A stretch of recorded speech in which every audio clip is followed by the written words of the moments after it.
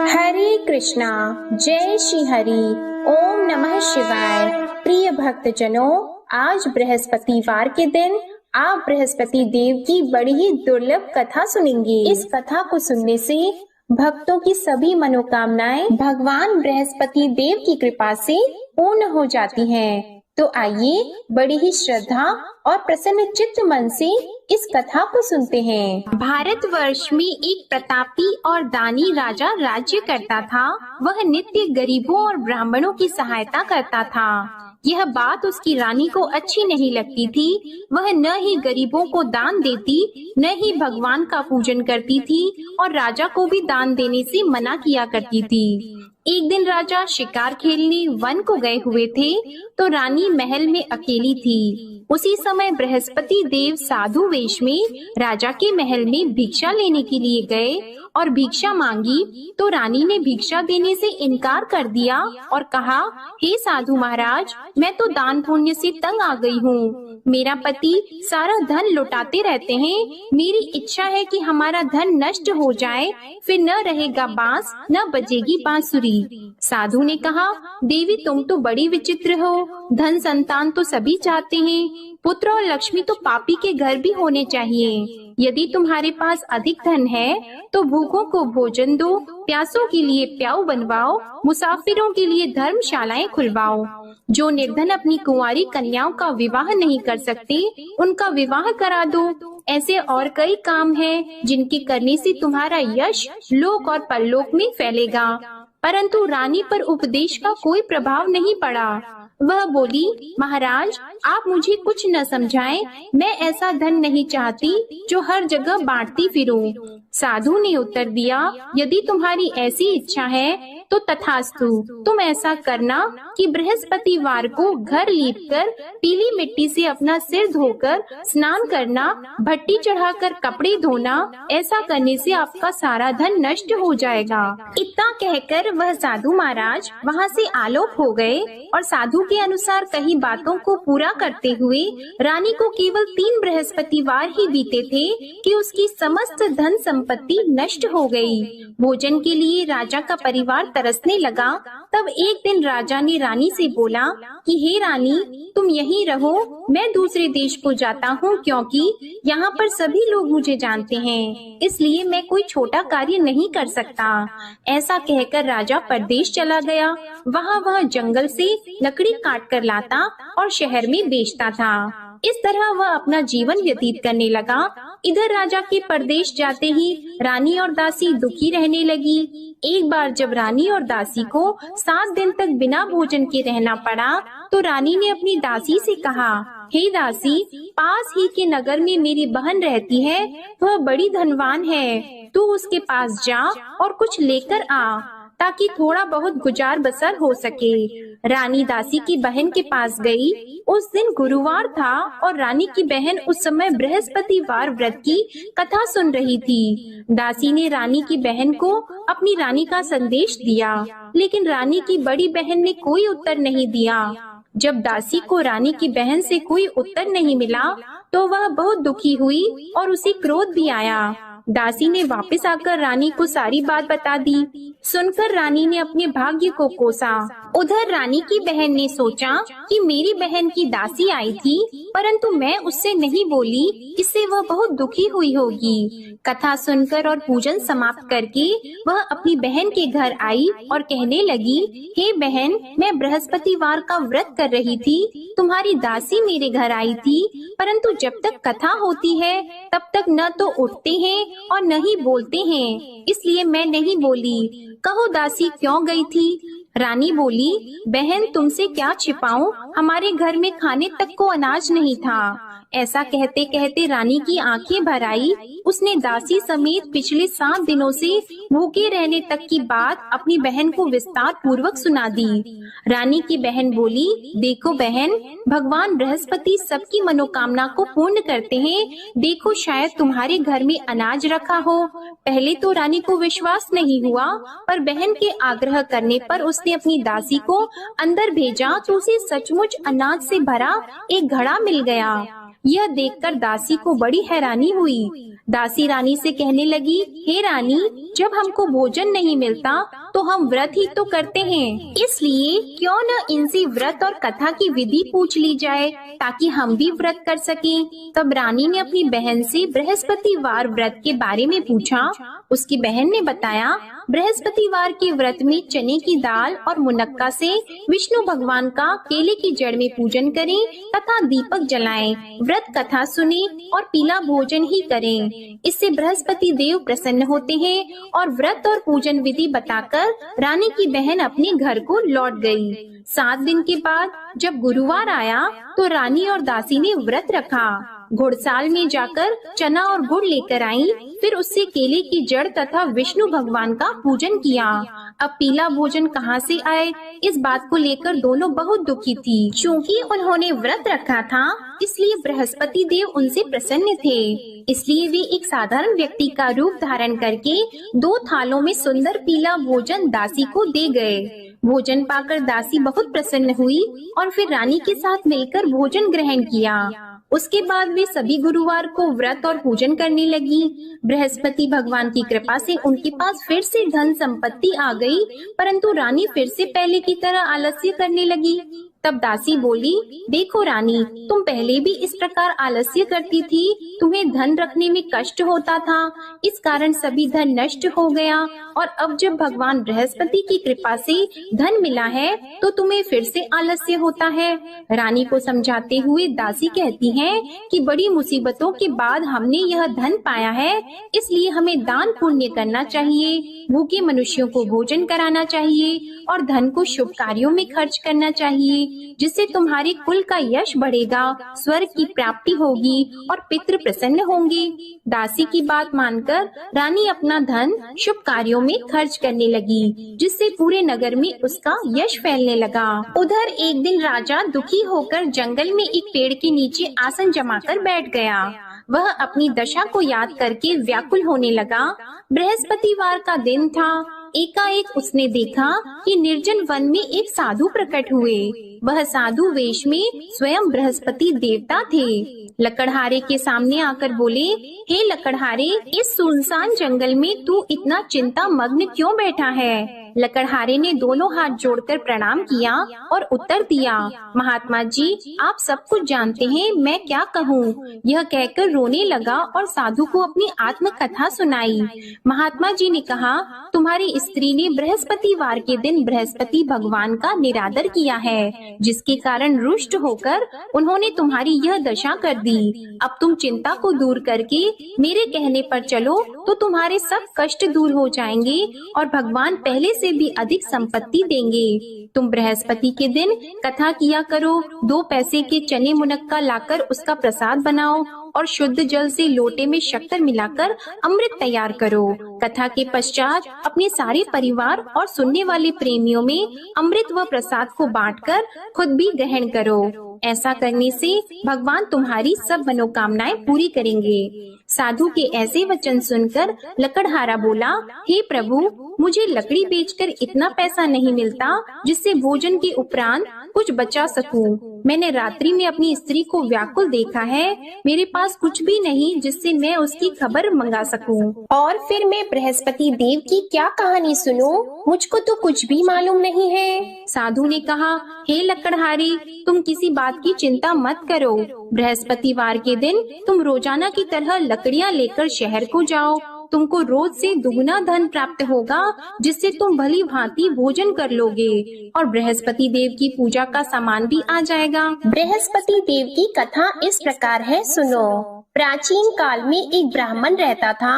वह बहुत निर्धन था। उसकी कोई संतान नहीं थी। उसकी स्त्री बहुत मलिनता के साथ रहती थी। वह स्नान नहीं करती, किसी देवता का पूजन नहीं करती। इससे ब्राह्मण देवता बड़े दुखी थे। बेचारे बहुत कुछ कहते थे, किंतु उसका कुछ परिणाम नहीं निकला। भगवान की कृपा से ब्राह्मण की स्त्री के कन्या रूपी रत्न पैदा हुआ। कन्या बड़ी होने पर प्रातः स्नान करके विष्णु भगवान का जाप और बृहस्पतिवार का व्रत करने लगी। अपने पूजन पाठ को समाप्त करके विद्यालय जाती तो अपनी मुट्ठी में जौ भर के ले जाती और पाठशाला के मार्ग में डालती जाती। तब ये जौ स्वर्ण के हो जाते तो लौटते समय उनको बीन कर घर ले आती। एक दिन वह बालिका सूप में उस सोने की जौ को फटक कर साफ कर रही थी कि उसके पिता ने देख लिया और कहा, हे बेटी, सोने की जौ के लिए सोने का सूप होना चाहिए। दूसरे दिन बृहस्पतिवार था। इस कन्या ने व्रत रखा और बृहस्पति देव से प्रार्थना करके कहा, मैंने आपकी पूजा सच्चे मन से की है तो मेरे लिए सोने का सूप दे दो। बृहस्पति देव ने उसकी प्रार्थना स्वीकार कर ली। रोजाना की तरह वह कन्या जौ फैलाती हुई जाने लगी। जब लौटकर जौ बीन रही थी तो बृहस्पति देव की कृपा से सोने का सूप मिला। उसे वह घर ले आई और उसमें जौ साफ करने लगी, परंतु उसकी माँ का वही ढंग रहा। एक दिन की बात है कि वह कन्या सोने के सूप में जौ साफ कर रही थी। उस समय उस शहर का राजपुत्र वहाँ से होकर निकला। इस कन्या के रूप और कार्य को देखकर मोहित हो गया और अपने घर आकर भोजन और जल त्याग कर उदास होकर लेट गया। राजा को इस बात का पता लगा तो अपने प्रधानमंत्री के साथ उसके पास गए और बोले, हे बेटा, तुम्हें किस बात का कष्ट है? किसी ने तुम्हारा अपमान किया है अथवा और कोई कारण हो सो कहो, मैं वही कार्य करूँगा जिससे तुम्हें प्रसन्नता हो। अपने पिता की राजकुमार ने बातें सुनी तो वह बोला, मुझे आपकी कृपा से किसी बात का दुख नहीं है। किसी ने मेरा अपमान नहीं किया है, परंतु मैं उस लड़की से विवाह करना चाहता हूँ जो सोने के सूप में जौ साफ कर रही थी। यह सुनकर राजा आश्चर्य में पड़ गया और बोला, हे बेटा, इस तरह की कन्या का पता तुम ही लगाओ, मैं उसके साथ तेरा विवाह अवश्य ही करवा दूंगा। राजकुमार ने उस लड़की के घर का पता बताया। तब मंत्री उस लड़की के घर गए और ब्राह्मण देवता को सभी हाल बताया। ब्राह्मण देवता राजकुमार के साथ अपनी कन्या का विवाह करने के लिए तैयार हो गए तथा विधि विधान के अनुसार ब्राह्मण की कन्या का विवाह राजकुमार के साथ हो गया। कन्या के घर से जाते ही पहले की भांति उस ब्राह्मण देवता के घर में गरीबी का निवास हो गया। अब भोजन के लिए भी अन्न बड़ी मुश्किल से मिलता था। एक दिन दुखी होकर ब्राह्मण देवता अपनी पुत्री के पास गए। बेटी ने पिता की दुखी अवस्था को देखा और अपनी माँ का हाल पूछा। तब ब्राह्मण ने भी सभी हाल कहा। कन्या ने बहुत सा धन देकर अपने पिता को विदा कर दिया। इस तरह ब्राह्मण का कुछ समय सुखपूर्वक व्यतीत हुआ। कुछ दिन के बाद फिर वही हाल हो गया। ब्राह्मण फिर अपनी कन्या के यहाँ गया और सारा हाल कहा तो लड़की बोली, हे पिताजी, आप माताजी को यहाँ ले आओ, मैं उन्हें विधि बता दूंगी जिससे उनकी गरीबी दूर हो जाए। वह ब्राह्मण देवता अपनी स्त्री को साथ लेकर पहुँचे तो अपनी माँ को समझाने लगी कि हे माँ, तुम प्रातः काल प्रथम स्नान आदि करके विष्णु भगवान का पूजन करो तो सब दरिद्रता दूर हो जाएगी। परंतु उसकी माँ ने एक भी बात नहीं मानी और प्रातः काल उठकर अपनी पुत्री के बच्चों की झूठन को खा लिया। इससे उसकी पुत्री को भी बहुत गुस्सा आया। उसने एक रात को एक कोठरी से सारा सामान निकाल दिया और अपनी माँ को उसमें बंद कर दिया। प्रातः उसमें से उसे निकाला तो स्नान आदि करा के पूजा पाठ करवाया तो उसकी माँ की बुद्धि ठीक हो गई। इसके बाद वह नियम से पूजा पाठ करती और प्रत्येक बृहस्पतिवार को व्रत रखने लगी। इस व्रत के प्रभाव से उसकी माता और पिता बहुत ही धनवान और पुत्रवान हो गए और बृहस्पति देवता के प्रभाव से इस लोक के सुख को भोगकर अंत में स्वर्ग को प्राप्त हुए। इस तरह कहानी कहकर साधु देवता वहाँ से अंतर ध्यान हो गए। धीरे धीरे समय व्यतीत होने पर फिर वही बृहस्पतिवार का दिन आया। लकड़हारा जंगल से लकड़ी काटकर किसी शहर में बेचने गया। उसे उस दिन और दिन से अधिक पैसा मिला। राजा ने चना गुड़ आदि लाकर गुरुवार का व्रत किया। उस दिन से उसके सभी क्लेश दूर हो गए। परंतु जब दोबारा गुरुवार का दिन आया तो बृहस्पतिवार का व्रत करना भूल गया। इस कारण बृहस्पति भगवान नाराज हो गए। उस दिन उस नगर के राजा ने विशाल यज्ञ का आयोजन किया था तथा शहर में ये घोषणा करा दी कि कोई भी मनुष्य अपने घर में भोजन न बनवाए, न आग जलाए। समस्त जनता मेरे यहाँ भोजन करने आए। इस आज्ञा को जो न मानेगा उसे फांसी की सजा दी जाएगी। इस तरह की घोषणा संपूर्ण नगर में करवा दी गई। राजा की आज्ञा के अनुसार शहर के सभी लोग भोजन करने गए, लेकिन लकड़हारा कुछ देर से पहुँचा, इसलिए राजा उसको अपने साथ घर लेके गए और ले जाकर भोजन करा रहे थे तो रानी की दृष्टि उस खूंटी पर पड़ी जिस पर उसका हार लटका हुआ था। वह वहाँ पर दिखाई नहीं दिया। रानी ने निश्चय किया कि मेरा हार इस मनुष्य ने चुरा लिया है। उसी समय सिपाहियों को बुलाकर उसको कारागार में डलवा दिया। जब लकड़हारा कारागार में पड़ गया और बहुत दुखी होकर विचार करने लगा कि न जाने कौन से पूर्व जन्म के कर्म से मुझे यह दुख प्राप्त हुआ है, और उसी साधु को याद करने लगा जो कि जंगल में मिला था। उसी समय तत्काल बृहस्पति देव साधु के रूप में प्रकट हुए और उसकी दशा को देखकर कहने लगे, अरे मूर्ख, तूने बृहस्पति देव की कथा नहीं करी, इस कारण तुझे दुख प्राप्त हुआ है।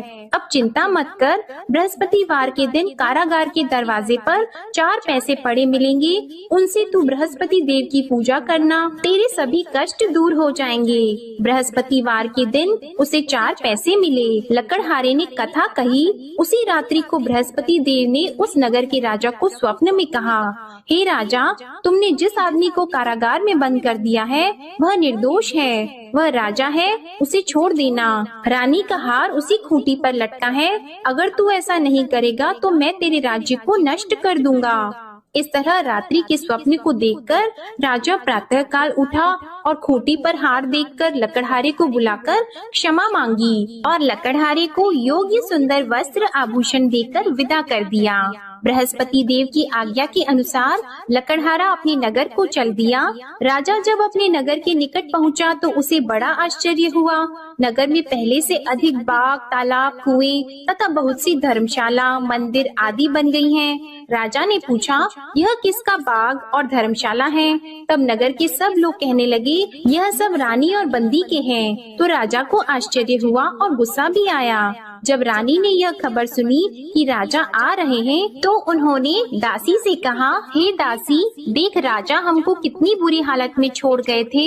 हमारी ऐसी हालत देखकर वह लौट न जाएं, इसलिए तू दरवाजे पर खड़ी हो जा। आज्ञा के अनुसार दासी दरवाजे पर खड़ी हो गई। राजा आए तो उन्हें अपने साथ लेकर आई। तब राजा ने क्रोध करके अपनी रानी से पूछा कि यह धन तुम्हें कैसे प्राप्त हुआ है?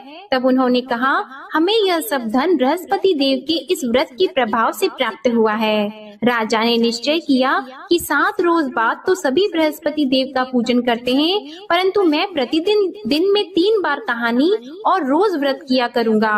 अब हर समय राजा के दुपट्टे में चने की दाल बंधी रहती और दिन में 3 बार कहानी कहते। एक रोज राजा ने विचार किया कि चलो अपनी बहन के यहाँ हो आवे। इस तरह निश्चय करके राजा घोड़े पर सवार होकर अपनी बहन के यहाँ को चलने लगा। मार्ग में उसने देखा कि कुछ आदमी एक मुर्दे को लिए जा रहे हैं। उन्हें रोककर राजा कहने लगा, अरे भाइयों, मेरी बृहस्पति देव की कथा सुन लो।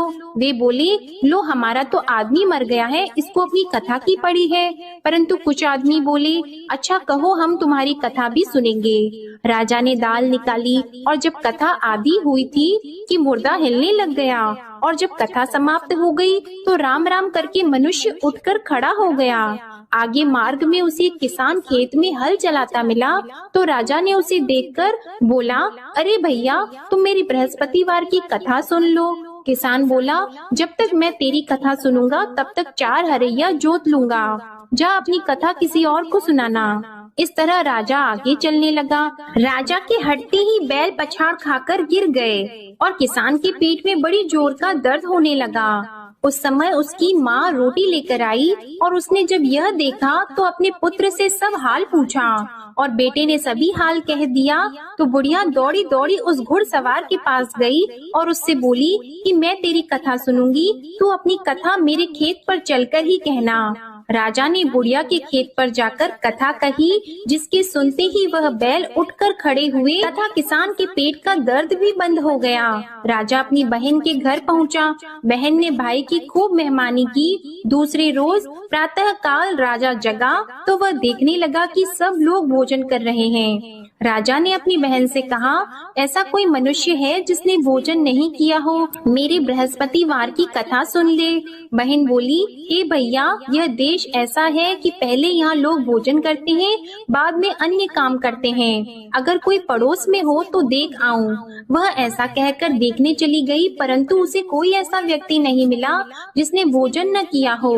अतः वह एक कुम्हार के घर गई जिसका लड़का बीमार था। उसे मालूम हुआ कि उनके यहाँ 3 रोज से किसी ने भोजन नहीं किया है।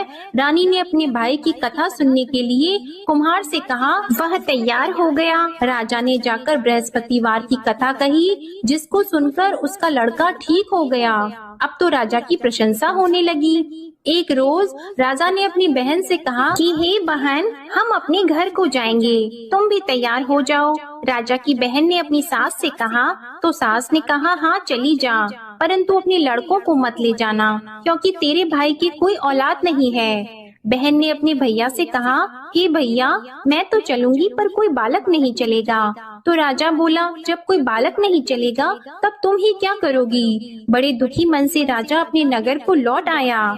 राजा ने अपनी रानी से कहा, हम निर्वंशी हैं, हमारा मुंह देखने का धर्म नहीं है और कुछ भोजन आदि नहीं किया है। रानी बोली, हे प्रभु, बृहस्पति देव ने हमें सब कुछ दिया है, वह हमें औलाद अवश्य देंगे। उसी रात को बृहस्पति देव ने राजा से स्वप्न में कहा, हे राजा उठो, सभी सोच त्याग दो, तेरी रानी गर्भ से है। राजा को यह बात सुनकर बड़ी खुशी हुई। 9वें महीने में उसके गर्भ से एक सुंदर पुत्र पैदा हुआ।